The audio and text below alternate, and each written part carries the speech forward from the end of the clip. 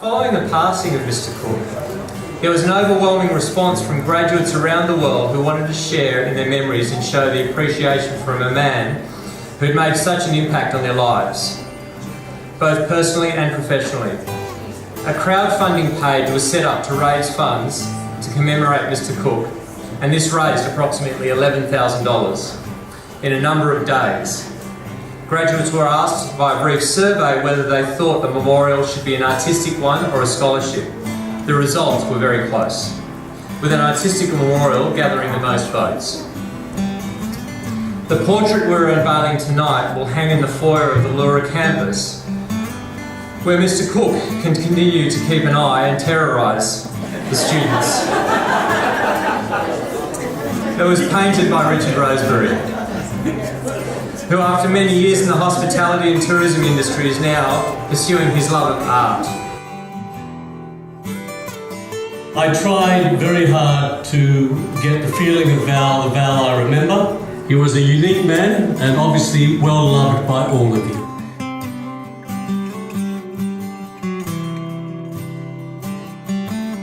Val taught me two important things that really influenced my career. First of all, personal grooming. I remember coming in as a scruffy, young hotel school student, and Mr. Cook would always be like rousing on me for having my tie inappropriately tied and things like that. I particularly remember one day where I came out in our third year where we were allowed to wear a suit, and I thought I'd just sort of push the fashion stakes a bit, and I came out wearing these white slacks and this power suit jacket and a strappy shirt, and I thought I looked fabulous, and I heard this Val Cook yelling at me from across the courtyard saying, "Miss Westcott, are you going to the beach later? Surely looks like it," and basically told me to get changed. He always pushed us to strive for our best. He always told us to find our signature, which for mine, he always pushed me to use my smile. It was always a humbling experience to be around Val, or a terrifying one. Val always instilled the ethic of service to us. He made it very clear that the guest and hospitality were the utmost of what we were doing at the time. And one of the first memories I think I have of Val is very early on when I joined the Blue Mountains Hotel School. I was walking down one of the corridors right near his office. He came out of his office and we passed each other in the corridor.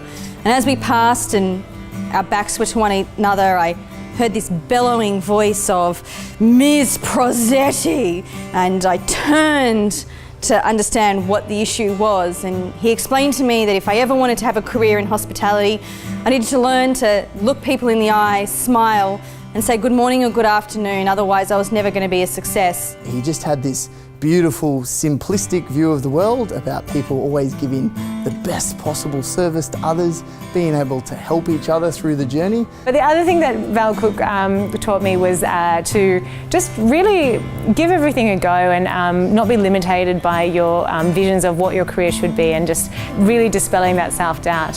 So I always felt like the naughty alumni because I haven't actually pursued a career in hospitality. I've pursued a career in banking, and he was always tremendously supportive of that, and really supportive of students taking their careers above and beyond the hospitality industries. The other message that Val always left with us is that it doesn't have to be complicated if you don't want it to be. It's very simple. All you have to do is take care of the basics and the rest will happen. Connecting with people is what we do in hospitality, and making sure that the people that we interact with on a day-to-day basis, we make sure are special and have a memorable experience. He used point-in-time moments to give feedback and mentor you, even when you didn't realise you were being mentored, or even when you didn't realise you were giving feedback, and I have actually taken that in my leadership journey. One of the best legacies that he's left for the school is with the massive and amazing alumni group that we have, and the spirit of being able to help each other, not only through our journey, but also helping the current students with their placements and being able to use his connections. Thank you, Val. We miss you. We think about you all the time. Val was a very humbling man. He always walked around, he knew everybody. And it didn't matter where they were from or what they were doing now. He had an incredible network, he had phenomenal respect, and he had an incredible impact on a number of people's lives. We'll always miss Val, but I think that we'll always take the fond memories with us. as everyone knows, he was a fantastic man, one of the best that ever was, and while we always really miss him, we know that his legacy will always be there.